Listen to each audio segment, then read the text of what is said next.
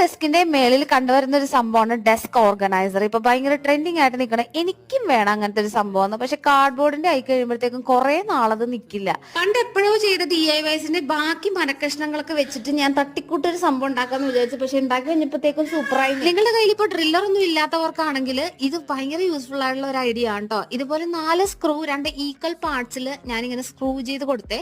അതിനുശേഷം ഒരു പലക അതിന്റെ മേളില് ഫിക്സ് ചെയ്ത് ഇങ്ങനെ വെച്ചു. ഫ്ലെക്സ് കിക്ക് ഒരു ധൈര്യത്തിന് വേണ്ടി ഒട്ടിച്ചു കൊടുത്തതാണ് കേട്ടോ. അപ്പൊ പെട്ടെന്ന് അങ്ങോട്ട് പോരില്ലല്ലോ. ഇതെല്ലാം ഒന്ന് വാൾപേപ്പർ വെച്ചിട്ട് കവർ ചെയ്ത് നിങ്ങൾക്ക് വേണമെങ്കിൽ ഇത് പെയിന്റ് ചെയ്താലും മതി കേട്ടോ.